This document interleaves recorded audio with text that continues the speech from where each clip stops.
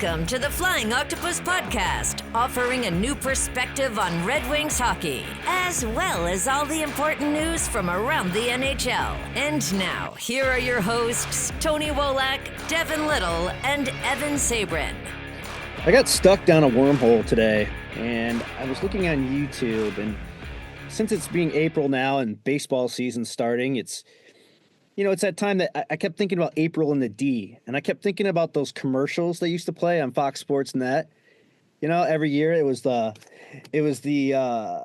Blacklist Union with the lead singer who looked like a Steven Tyler from Aerosmith that you would get from Temu. And then there was the Good Luck Joes. I mean, those commercials back in those days were like they would stick in your head because they would Fox Sports and whatever the network there was on, they played them over and over again, and you'd be sitting at work singing April and the D and stuff like that. And then I kind of got sad watching all those memories because it was Franzen and Datsuk and Zetterberg and then it led me to think about something that Devin said the past couple of years. Because I saw this meme today, and it's that meme where there's three dragons that are like strong and tough and looking like that, and then there's the fourth dragon who looks like he just got punched in the face or is inebriated drunk. And this one had the Lions, the Tigers, the Pistons, and the fourth one was the Red Wings. And Devin, what did you always say when we talk about the status of Detroit sports teams and how things were going in the city? That the Pistons, they exist. And now the Pistons right now are arguably the hottest team in Detroit. So how do we get here? God, if I knew that answer, I think I might be the general manager. Yeah, I mean, the Pistons are probably the most exciting thing we have now. Although the Tigers look pretty good too. I got a chance to see them out here in LA. With that, welcome to episode 29 of the Flying Octopus podcast. I am your host, Evan Sabrin, joined by Devin Little and Tony Wolak. Guys, it's we're down the stretch here, and it's getting a little rough here. It's hard to keep that optimism going. Heading in tonight, the Red Wings trail the Canadiens by 4 points for that last wild card spot, as the Canadiens are playing right now, and they're beating Boston 2-0. Senators are in action, and Columbus are as well. So it's hard these last couple of weeks. There's 8 games left, and I guess what you guys think. I want to know what you guys think. What do you look forward to with these last 8 games? There's got to be something here that we can embrace or feel good about heading into the next season. So I know we're getting to that point in the season where social media gets a little hairy and people are starting to freak out and really let out their rage and I get it, that's fine, but honestly there are a lot of good takeaways from the season. We've covered that over the last couple of weeks. And there's still, obviously 8 games left. Anything can happen. And, there's a few things that we hope will take place during that time. But I just want to throw something out there real quick for all the people who are angry against the world for the Red Wings possibly missing the playoffs, most likely missing the playoffs again. So since Todd McLellan took over, they've played .563 hockey. That's their points percentage, right? That's the 16th best in the NHL during that span. And I know that's obviously exact middle of the pack, but that is solidly wild card 2 spot since McClellan took over, if you extrapolate that across the whole season compared to the standings now. And, it's good for the Red Wings because it's they're missing the playoffs, but technically speaking, over the last couple months, they have been a playoff team. But since they missed the playoffs, they're going to be hungry yet again to make the playoffs. And they're coming up on their 100th year as a franchise. So there is going to be a lot of pressure to put forth a quality playoff-bound team to make that more marketable, to keep fans engaged, and to really make that celebration an actual thing and not just a stamp on the ice. So I promise you things will get better. There is a lot, of good that came out of the season with how the young players have performed, and that will be even better next season. And hey, down the stretch, there's a lot of things to pay attention to as well. So For one, Max Boltman said this morning that Elmer Soderblom was skating on the line with Marco Casper and Lucas Raymond for a little bit of practice on Thursday morning. That's Detroit's second line. That is an all rebuild line. That is all Steve Yzerman draft picks on the second line, and a pretty decent second line at that. So, number one, that's a great thing. Number two, after I ripped them to shreds, the penalty kill actually looked pretty good against St. Louis. I put out an article dissecting how bad the penalty kill was, and once you know it, against St. Louis, they never broke containment. They never got caught chasing the puck or too many guys below the goal line, and they were able to suppress a bunch of quality chances against from St. Louis, who, hey, has also been the hottest team in the NHL the last few weeks. So hopefully down the stretch that continues. And so there's a bit of a, finishing on a strong note and then going into the next season, possibly having a league average penalty kill. And that'll go a long way with, a few wins here or there to get the Red Wings over the finish line into the playoffs for the first time in a long, long time. But one last thing that I am really looking forward to seeing, and this may not come until the team is officially eliminated from the playoffs, but just playing fast and loose. Like, they have played so uptight and trying not to lose these last few games. And, they obviously beat Boston, but it was a tight game. They lost to St. Louis, and that was a tight game. They're 30 seconds away from winning that one, but only scored one goal. And then, going back over the last few weeks, it's a lot of playing not to lose instead of playing to win. And I think unfortunately, once they are officially eliminated, it's going to, that pressure is going to be off of them, and they can just play hockey. And we're going to probably see some really great games, but it'll be too little too late, but also kind of, show everyone what they're capable of. And heading into next season, they'll have a lot to build off of, and also hopefully be on an upward trajectory even more. If we thought expectations were pretty big this year, Devin, what's next year going to look like? I really like how you illuminated the topic of next season, Tony. It's got to be more than just a stamp on the ice. I love how you phrased that. This is a very proud franchise. It's everyone who follows it knows it, and they have this beautiful new arena, and everyone who visits it will tell you it's a wonderful arena. It's a great place to watch a game. The Pistons are about to host playoff games there, and that's going to be the first time there's a playoff atmosphere there, and it won't be for hockey. There's already a lot of pressure. All you have to do is scroll social media a little bit to find out that there's a lot of unrest with the Red Wings playoff situation. But I wholeheartedly agree with you, Tony. I think that there's already a lot of incentive to have a playoff bound roster next season. But the Centennial might be the biggest reason to do it. And also, just to kind of close thoughts on that as well, I think the most mind-numbingly frustrating thing about this season is that if the Red Wings had an average PK the entire season, they're probably in the playoffs, like straight up. But alas, here we are. What does next season look like? I think that you will see kind of a continuation of this season in terms of young players joining the lineup and kind of progressively getting better. I think of Albert Johansson when I say that. I think of Marco Casper when I say that, even Elmer Soderblom. I think you'll see more kids. Even Carter Mazur was like kind of set up to start to do that this season before his untimely injury. I imagine he'll get another shot at that next season. And then maybe you have Nate Danielson, Axel Sandin-Pellikka. There's 5, 6, 7 names I could throw up that could potentially be a factor next season. And then also, I do think that there's a really good chance that there's going to be a shiny new name in the lineup that isn't coming from within. We've talked about in the past about the Red Wings salary cap situation going into the offseason. They, even after taking care of their own business, they should definitely have a good chunk of change to play with. And they're, at least as of right now, there are a lot of enticing pending free agents that will be worth considering. And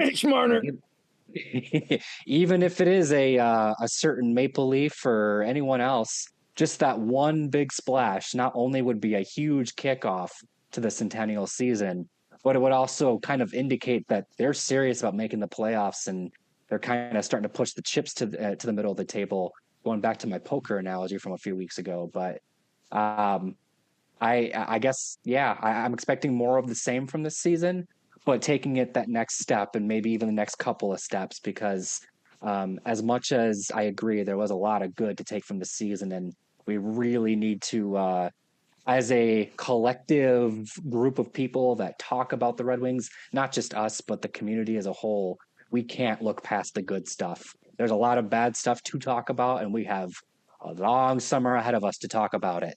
But there was a lot of good too, and it does us no good to brush that under the rug. And I think one rebuttal to all this is that, well, the Red Wings have been patient. They're going to keep being patient and drag this thing out, and Yzerman's not going to budge because he's going to do what he wants. I get the frustration. I do. But from everything that I've heard, the front office is very frustrated. Like, they want to get over the hump, and they are no longer content with just moral victories. It's good to hear, of course. There is some like real push to improve things quickly, and I think we're going to see that this summer. But it's and if you don't believe me, go back to one of Steve Yzerman's recent press conferences when he was being grilled about not taking any big swings. He basically got frustrated with the reporter who asked him. It was like, all right, if you have a better idea, you tell me. I've been trying, and I've been talking to every team, and it's not out there, and I'm not going to do something that's going to completely screw us over. But if you think you can do better, please do. So like, to hear him be just let out that frustration and have a real conversation with the state of things, that is all you need to hear to be like, yeah, this guy's serious and he's going to do things the right way, but he is damn trying to right the ship. I understand the frustration just like you do, Tony. And I think a lot of that comes from, well, let's look at it this way. There's two kinds of fans on social media right now. The one calling for Yzerman's head and the other seeing what the long-term goals are. And I think in sports, there's no patience. And people, again, always want to point a finger at someone. They want to say it's someone's fault. That's just how it works. That's what Twitter is. It's a cesspool of people complaining. I mean, we all have done it before. That's just how it works. But the long-term plan is patience is just not something that you can sell to a fan base, especially after going on almost a decade of no playoffs. So I think that's something. And I think the other thing that the fans get really frustrated with, and I can kind of side with them on this point of this, is that, Yzerman has had some signings that have absolutely not worked out and have been atrocious.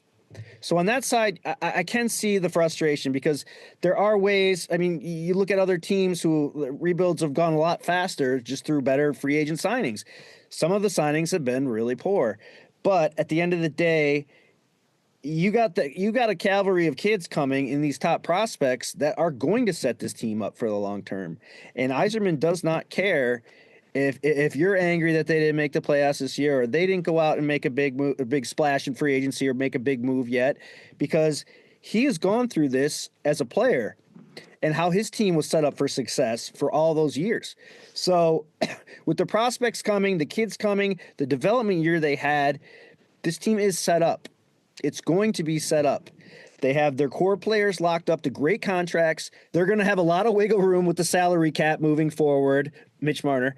And it's a good time right now, even though it's hard to see that. And I go back and forth. Sometimes I do get frustrated, and sometimes I wake up in the middle of the night and I drop F-bombs about Justin Holl, and my wife gets really mad at me. But it's going to happen, but the patience has got to be there. And again, it is hard for fans in sports to be patient. We want to win. We want to win now. We see other teams winning.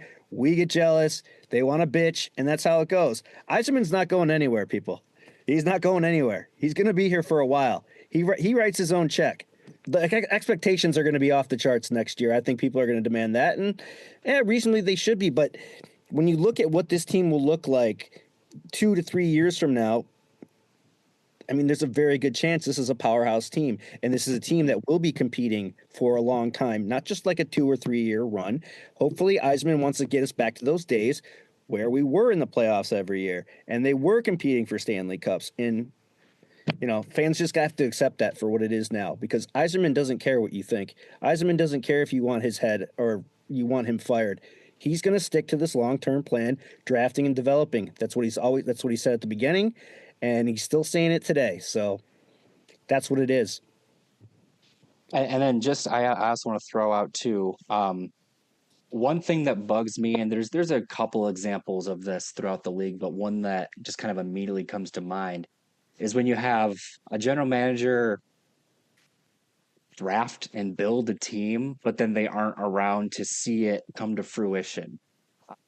I think of Dale Talon during his time with the Chicago Blackhawks. Like he's the guy who drafted Jonathan Toews and Patrick Kane and Duncan Keith and the core of that team that won 3 Stanley Cups. But he wasn't there when they actually did win the Stanley Cup. That was Stan Bowman, who was hired to bring in or was brought in to finish the job, so to speak. But he really didn't have to do anything because they already had a loaded prospect pool filled with talent, headlined by obviously Toews and Kane. I think that the Red Wings, if they did the knee-jerk thing and fired Steve Yzerman, I wouldn't be surprised if 2 years from now, suddenly the Red Wings are a juggernaut because of all these prospects that they accumulated over the last 5-6 years. And then you're thinking, oh, wow, Yzerman really did build a really good team, but he's not here anymore because we weren't patient enough. Oh, no. So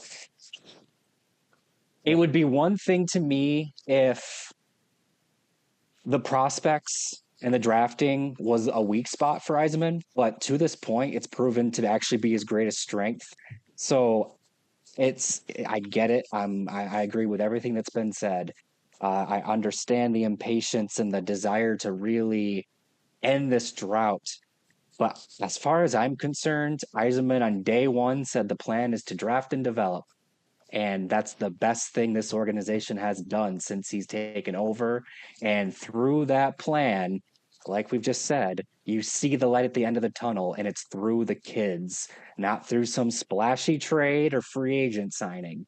As long as the prospect pool looks like it does and the kids develop the way they have, I got time for Steve Yzerman, and I really do think that most people should too. Well, when we're talking about the future and shifting gears here, we got some interesting news this week with Trey Augustine returning to Michigan State.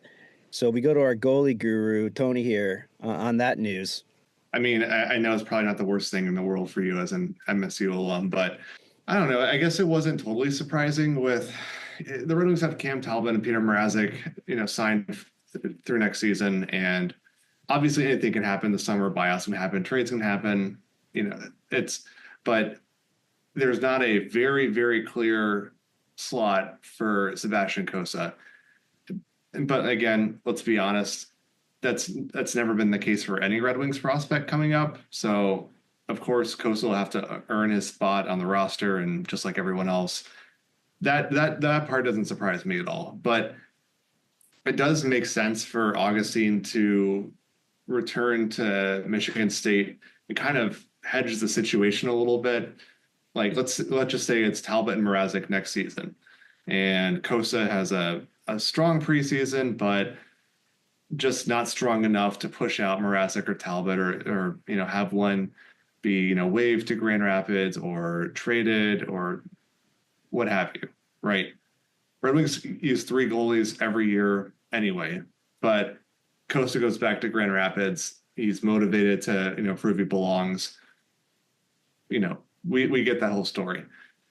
If Augustine had turned pro, that means both him and Cossa are splitting time, and you need both those guys to play.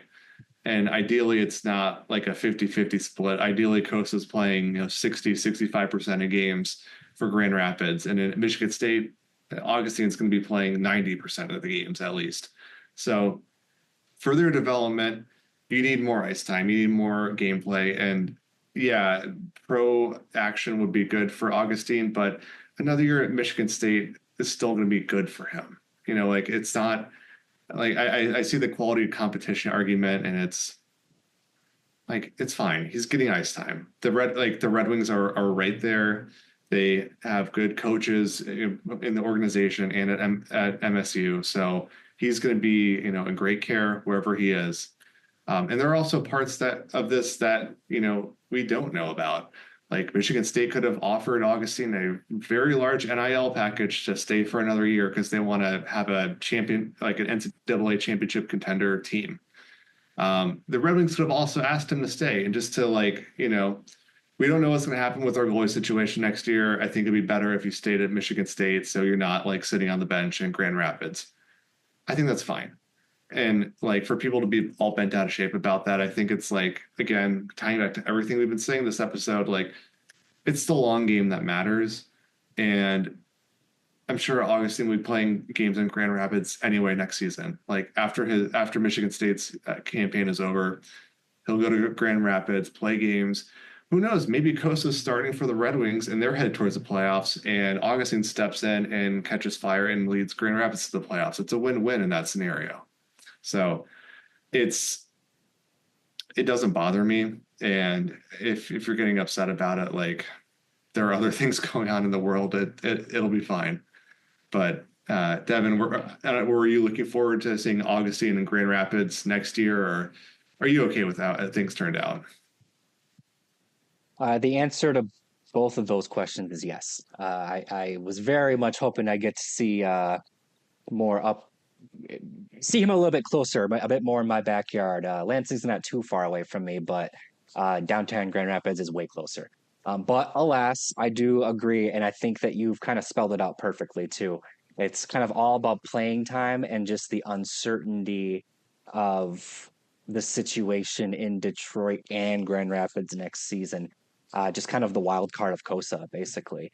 It does make me wonder, just kind of on a Griffins note here, how they go about or who they look at to sign, because they're going to sign another goalie. It's not just going to be Cossa down there. And to be quite honest, Jack Campbell hasn't been as good as I'd hoped he would be this season with Cossa. So I don't know that he'll be back.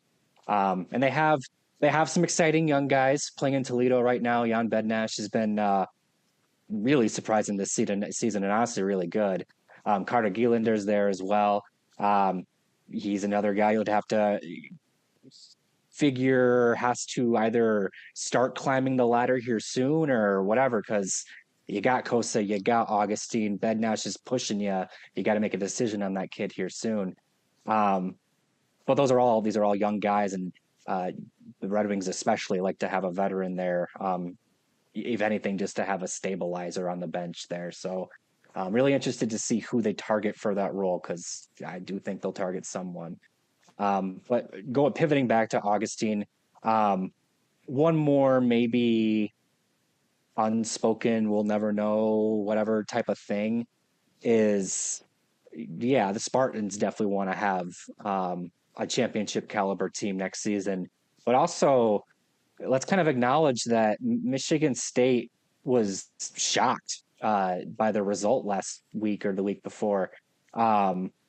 They were upset. They were expected to go way deeper into this NCAA tournament than they did. And I mean, how many times in professional sports do you see a 1 seed or a top contender lose way before they're supposed to? And you kind of have that let's run it back mentality. Let's we can't go out like this. We got to have one more shot at this.